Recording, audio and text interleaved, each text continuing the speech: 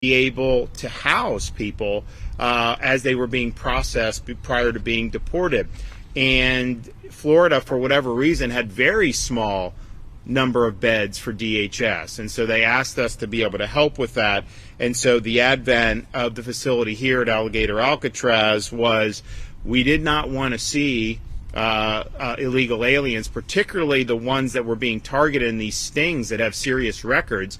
We didn't want to be in a situation where they're being released back on the street because there's not sufficient bed space for DHS or bed space in Florida's existing facilities. And so the advent of this was an emergency situation. The reconciliation, they didn't have the funding that they eventually got when they did the reconciliation bill. We wanted to make it so that you would be able to have this be temporary. Hopefully they'd be here as small amount of time as possible, and then you have the runway right back here. Then they can be flied out, presumably to their home countries or staged to be able to make that happen. And it required a lot of logistical know-how, a lot of wherewithal. I think that once the word went down that this was something that DHS wanted to see done, you know, I think it took us, I mean, Kevin Guthrie could tell me, I think it took us like less than 2 weeks, 10 days to be able to be ready to go. And that was something that's not easy. So as of now, this facility having this has led to almost 21,000 deportations, and those would be people by and large who would have been released back into society in Florida had this space not been there. Now, who are some of these people? I've got a list of a lot of people here, massive rap sheets. Elias Juarez, sexual battery of minor niece, previously deported and subject to an ICE removal order. Felix Ramon Nieves Mejias from Venezuela and Kissimmee, arrested by Florida Highway Patrol. Interpol red notice for aggravated homicide in Brazil. Suspected Tren de Aragua member identified as national security threat. Kendrick Smillian from the Bahamas, Pompano Beach, picked up by Highway Patrol. Kidnapping, aggravated assault, aggravated battery, drug trafficking. Pablo Gomez from Cuba, FHP. Criminal history including second-degree homicide, kidnapping, armed robbery, armed home invasion, burglary, fraud, grand theft. McClenny Desmolet from Haiti, wanted by Brazilian authorities for rape, subject of an Interpol red notice. Orlando Dupiran, Orlando, Florida, picked up by Highway Patrol. 116 felony convictions, including drug distribution, assault with a deadly weapon, organized fraud, and Medicaid fraud. Sosa Ramos, DUI, domestic violence battery, driving offenses.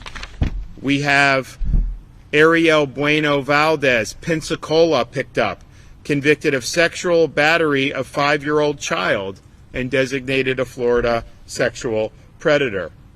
You have sexual predator from Vietnam. You have armed sexual battery, burglary, child sex offenses from Cristino Linares Rivera. You have folks charged with more than 200 grams of fentanyl trafficking, like Luchin Daly from Jamaica. From El Salvador, you have a fellow wanted on warrants for sexual battery and drug trafficking. Twice deported, MS-13 gang member. On and on it goes. The rap sheet is really incredible about what's come through here in this facility. And how could it be that you'd want to have those people released back onto the street? No, that's not the way we roll. So I have no doubt that when you start talking about 21,000 folks, that is, without question, has made our state safer, and it's made the country safer as well. Now, we've also done more, probably about 30-some thousand overall in terms of detention and staging, where DHS would then pick up for removal from the country, because we also have the deportation depot up in Baker County. So that was probably, I think that's almost 10,000 that have gone through there. And that's also been very effective as well. So we're proud to be able to be in this fight. But at the same time, I said from the beginning that this was a emergency solution that would be temporary, that once DHS had the wherewithal to be able to handle these illegal aliens, particularly the criminal illegal aliens, that they would be able to do so, and we would still help. We'll still do the 287G. We're still going to be participating in that. But in terms of us managing this facility, to the minute that that's no longer needed, then we obviously would break down the facility. And so Alligator Alcatraz fulfilled the role that it was designed to serve. Today it now has 0 detainees. It has helped remove many dangerous people from the street and get them out of not only the state of Florida, but the United States of America. The detainees that were here are still in federal custody. The demobilization efforts here at this facility are underway. We stood this up. We surged critical resources. We built critical infrastructure.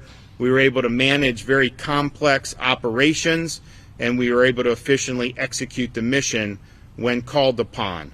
There's no question that this mission has made the state of Florida safer. There's no question that releasing some of these folks would have been represented a clear and present danger to the well-being of Floridians up and down the Florida Peninsula. Our efforts to support this important mission of immigration enforcement continues. Our 287G agreements are still in effect. Our Baker County facility is still in operation, and the mission continues. But DHS is in a better footing. DHS has more capacity to be able to handle these folks. And I always said, we're only doing this because it's necessary. The minute that they have the capacity to handle these folks and not release them on the street, we're going to be supporting those efforts. And so we've arrived at that point. And I'm proud of everybody who worked very hard to help keep the state of Florida safe, to stand up for the rule of law and American sovereignty. And ultimately, this saved lives. I have no doubt that this saved lives. All right, we're going to hear from Tom Homan, and we're going to hear from Director Coker. Tom? All right, first of all, I want to thank Governor DeSantis, state of Florida, for the cooperation partnership. He's right. When the President of the United States, Donald Trump, came in office, he declared a national emergency. Governor DeSantis was on the phone with me within days, understanding the President declared a national emergency. How can I help? We had many discussions, and he did. He stepped up in the time of need, and he continues to step up.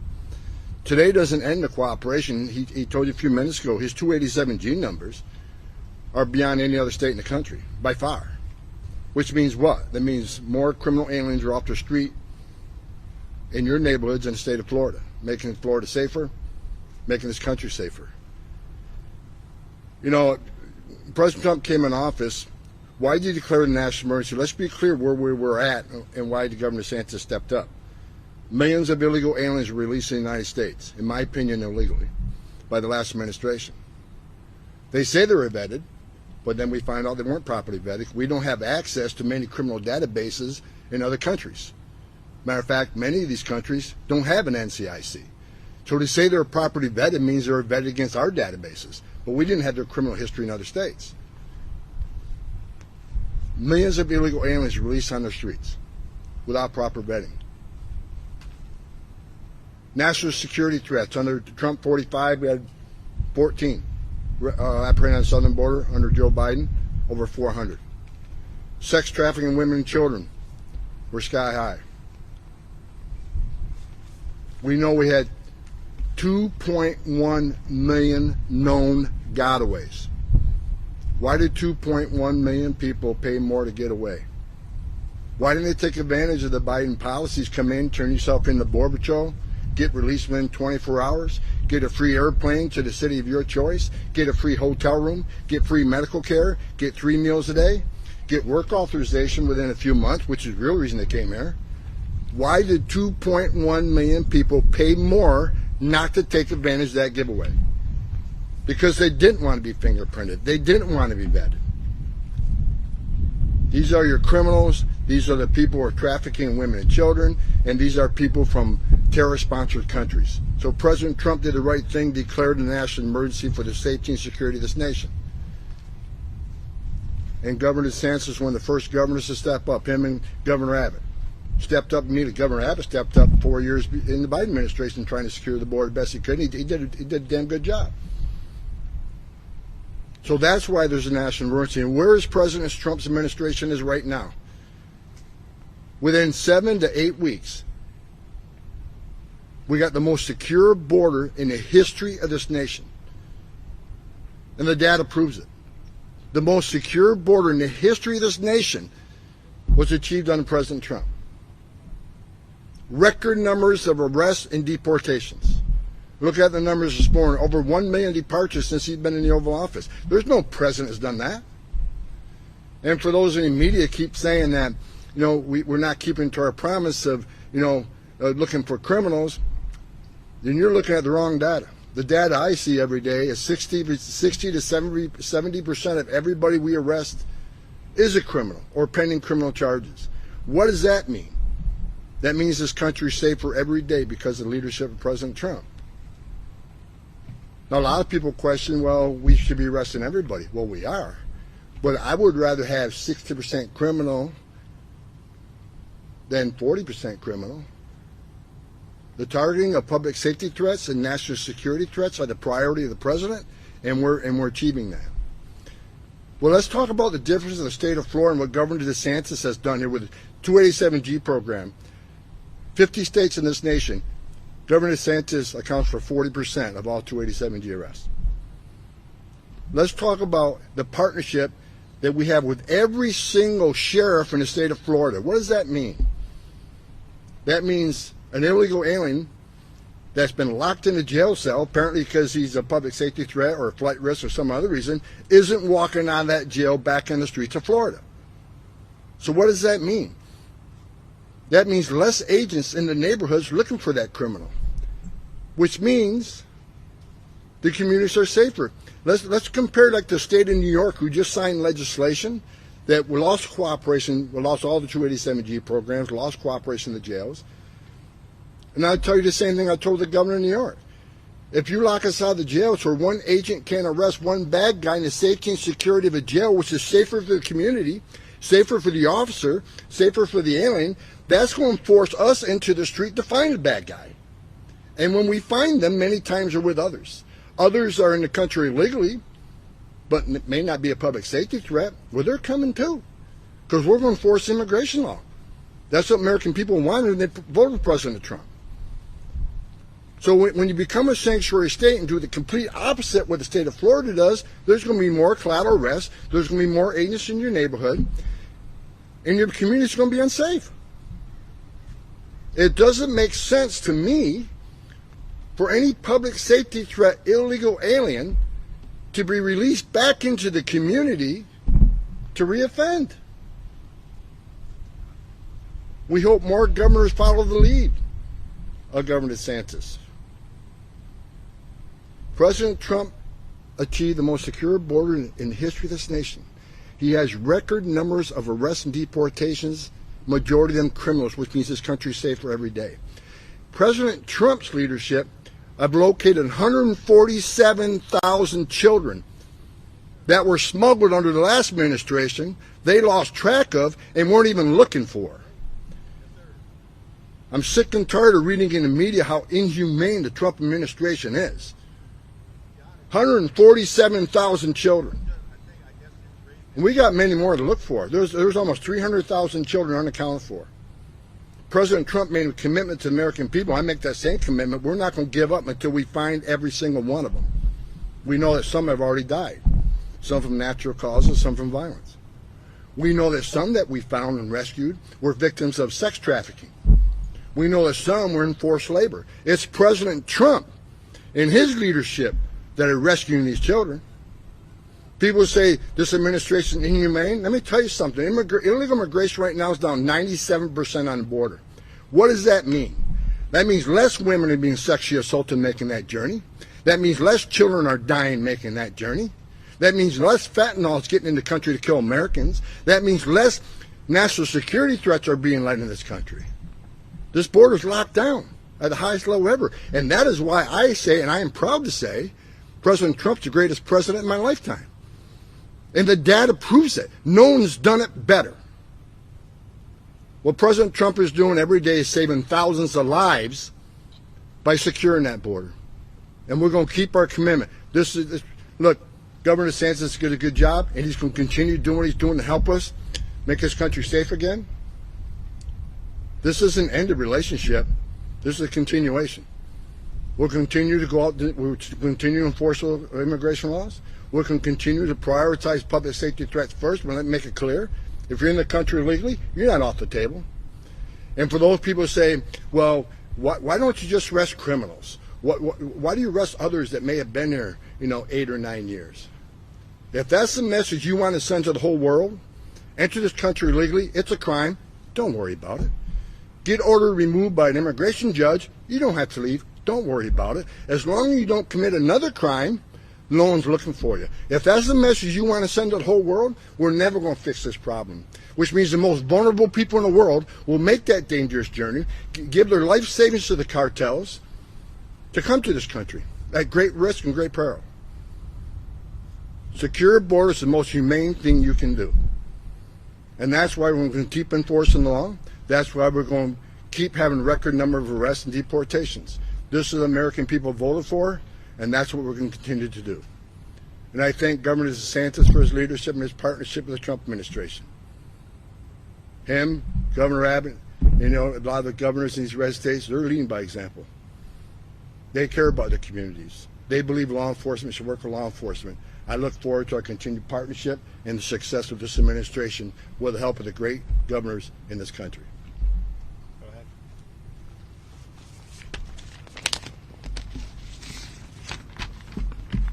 Thank you and good afternoon. Thank you, Governor DeSantis. Thank you, Czar Homan. Pleasure to be here today. My name is Anthony Coker. I'm the Director of Immigration Enforcement for the great state of Florida. Honored to be here today to share the stage with some of the greatest men I've ever had the privilege to work with. The dedication of Governor DeSantis and Czar Homan to the safety and security of our country and our state is bar none.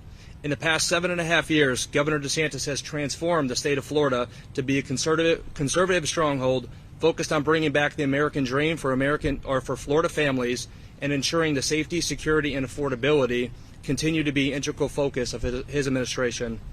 Our border czar, Tom Homan, is the definition of a man who has selflessly served this country for the past 30 years. I've had the pleasure of hearing Tom speak a couple times, and I understand that if it wasn't for his love of and commitment to our country and his trust and belief in the leadership of President Donald Trump, he would be happily retired. So to Governor DeSantis, Czar Homan, and to everyone else here to support FDLE Commissioner Mark Glass, Florida Division of Mercy Management Director Kevin Guthrie, Director Kerner, ICE, our ICE partners, our Border Patrol partners, this is an all-team effort, and we appreciate everyone's assistance.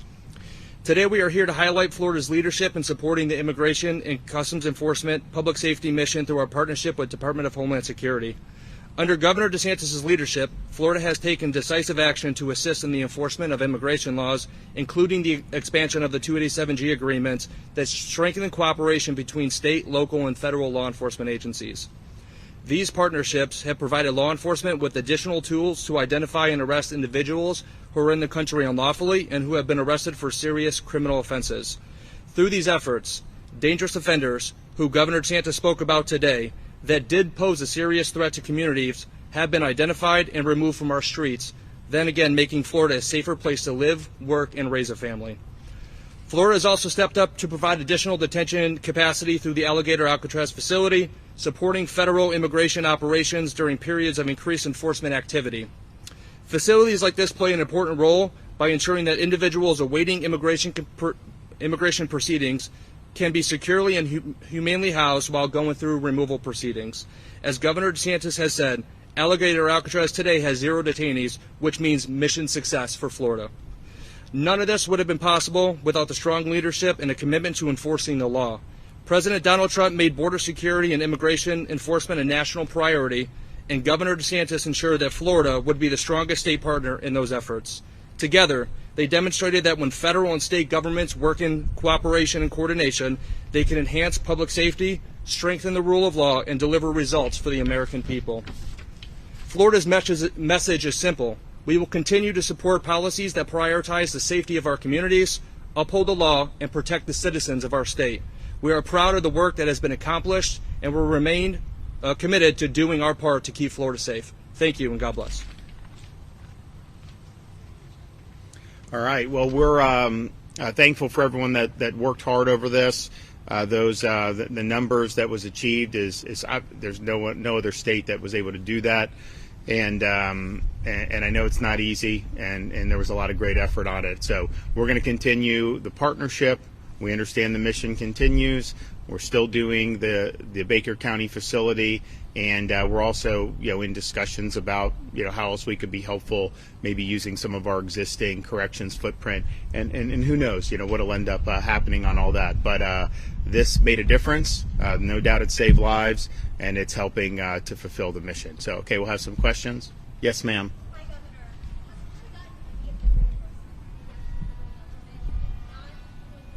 We have gotten a tranche. We will get it. I mean, I was there with Tom and the president, and the president said, get Florida their money. And Tom's going to make sure. Part of it, I think, is just bureaucracy. We actually just got a FEMA reimbursement either this week or last. Not for this. We had already gotten a tranche for this. But we got a FEMA reimbursement for COVID. In 2026, we got a FEMA reimbursement. So, it's the reality is how they do that.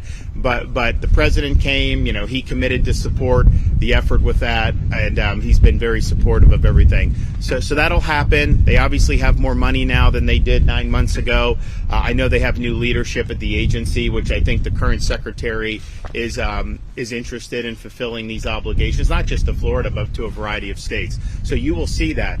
And that will be reimbursed. But here's the deal.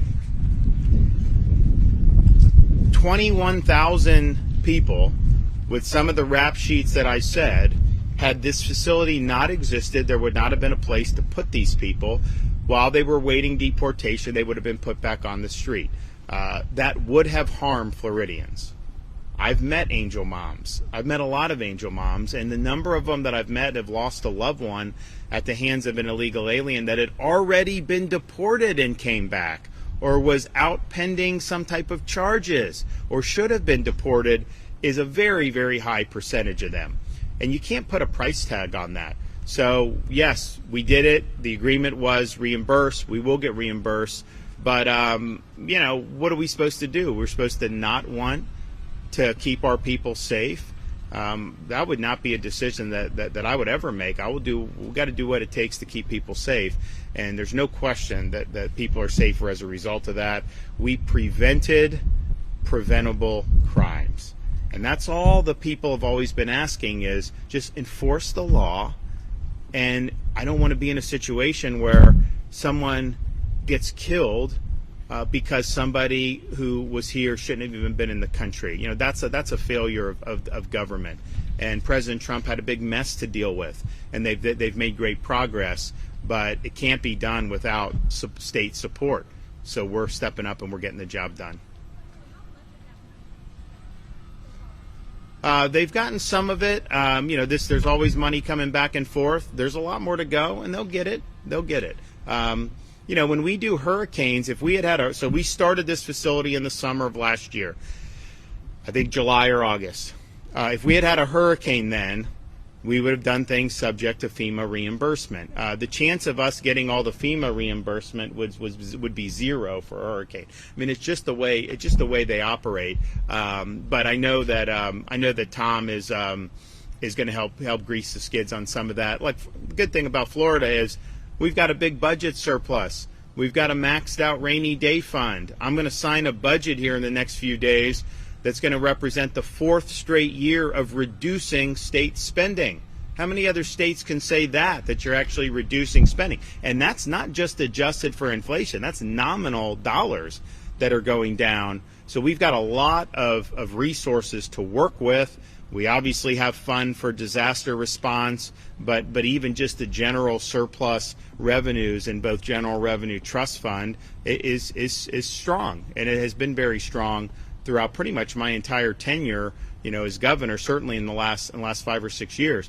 So we're in great spot, and we will get reimbursed, but it's not like if we don't get reimbursed everything next week that somehow the state is going to suffer fiscally. We won't. I mean, we have going what we need, and so it'll happen in due time.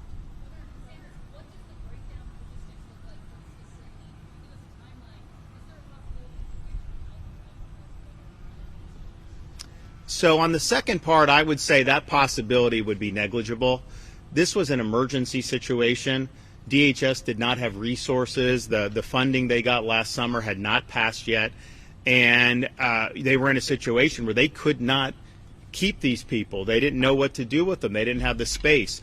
So we did this partially because we wanted access to airport so that once they were here, they were going. Nobody escaped from Alligator Alcatraz. I mean, this is a secure facility. So they were able to be flown out of here, and the flights were regular and the flights were routine, and they got into a good thing. So, but it served its purpose for the time. Now that they have resources, it is the federal government's responsibility to be able to process these folks, right? We stepped up because there was a gap, but my hope is that they'll be able to handle that. Now, we still have the Baker facility. That's a little bit different than this one, and there could be other existing facilities we have. Maybe we have some space in one of our correctional institutes where they could come in. It won't be done through FEMA reimbursements because they have money now, so it'll be handled a little bit different in that direction. But I don't think you would see us doing this again. This was temporary. This was an emergency measure, and we thought that it would be 6 to 12 months, and that's what ended up happening.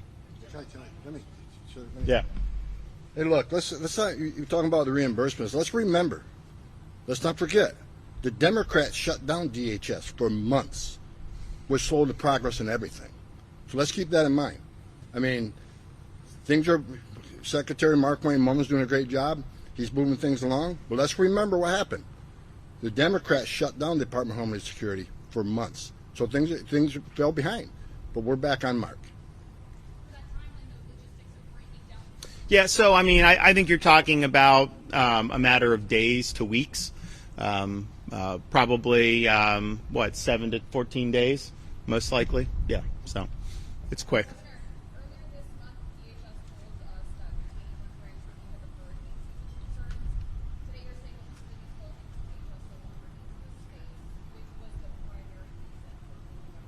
Well, I don't think they're mutually exclusive.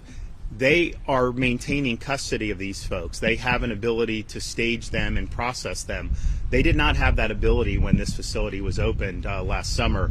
So that's a good thing that they have better resources. It's a good thing that they've had to move the ball forward in that regard. I think it was just you're obviously moving people here. And we never, the way it worked is when FHP, FDLE, any of our agencies or locals or DHS on their own has apprehended people here illegally, the decision to send them here was the DHS's decision. So if DHS sent 1,000 yesterday, we obviously would have processed that and handled it.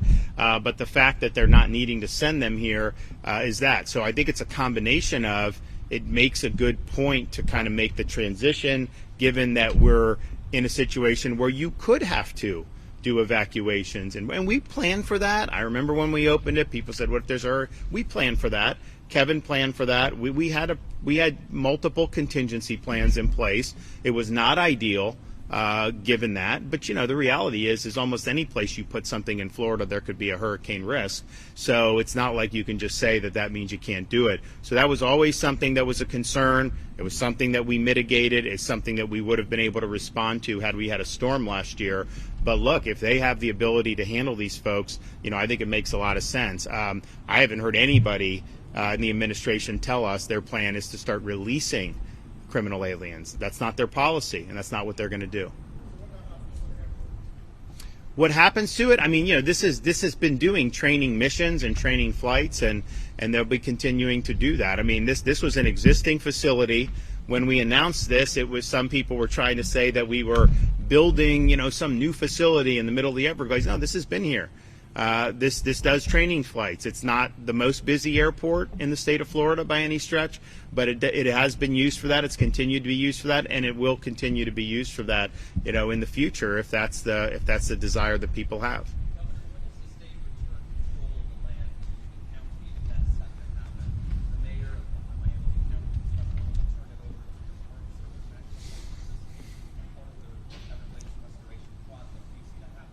I don't know. I mean, I think that, Kevin can tell you about kind of how the sovereignty is going to work out. I will say, because we've done a lot of course, on Everglades restoration. I mean, I've done billions and billions of dollars. We built the C-43 reservoir, C-44. We did stormwater treatment for the EAA reservoir. We've now assumed federal projects with the southern reservoir, and we're doing those with federal funding. And then the federal government's working on the main EAA reservoir. And it's been a massive success story, probably the most significant environmental success that the state of Florida has ever had. We did things that people didn't think would be possible to do, particularly on this timeline. And that southern reservoir now, EAA reservoir, is scheduled to be completed in 2019. That's 5 years earlier than the projection under the Biden administration. And part of that was because of the president, his support. Part of it is Florida stepping up to handle these projects. So we've really left no stone unturned about how can we move the ball forward on Everglades restoration. So in the process of this over the last 6 or 7 years, there were discussions about if this strip, if you just took everything out, would that meaningfully aid Everglades restoration? And I think the view was that it really wouldn't make a huge impact. It would be costly. So I'm not sure that that's something certainly our administration is going to push. It was fine the way it was. We had to spend money on making sure that this area was self-contained. And so they'll say, oh, they spent money on sanitation. How do you spend? Well, it's because it was all self-contained. So they're hauling waste every day. They were not allowing runoff into the local environment. They did a really good job of keeping this contained so that it didn't have, that impact on the surrounding environment, especially given what we've done to support Everglades restoration. And when this was proposed as a possible short-term solution, that was clearly one of my questions. I was like, well, what's that going to mean? And they were saying, no, here's how we do, here's how we contain. And they did. It did cost money to do that. But to me, I think that was an appropriate use of resources. I mean, I would much rather contain it, have to pay to do that, than to see runoff going in different areas. And so that'll be, there'll be other people than me that'll ultimately make decisions on that. But I can tell you, if I thought somehow uprooting all this concrete would be the key to, really good Everglades restoration, I would support that. That's not really been, I think, the view of a lot of people that have looked at it.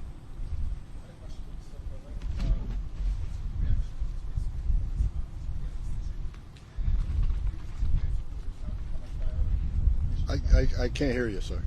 The TPS decision that the U.S. Supreme Court, just 6-3, about they can allow, so the president has the constitutional authority to make it temporary and not permanent. It's the right call. I've been doing this since 1984. TPS has never been temporary. That's why the whole statute exists. Temporarily give people protection while the country's in turmoil or after they suffer a hurricane. But the problem is no administration have had the guts to actually follow that statute. President Trump has the guts to follow the law. So temporary means temporary. When the condition of that country gets better, they need to go home. There are millions of people standing in line want to be a part of the greatest nation on earth. And that goes back to my early point. People say, why do you arrest them if they're not criminally under 10 years? Because they cheated the system. They may have been in 10 years, so let's remember, when you enter the country illegally, it's a crime. And they're doing that, putting themselves in front of the line while millions of people are taking their tests, doing their background investigation, paying their fees to be part of the greatest nation on earth. So temporary means temporary, and I'm grateful for that decision.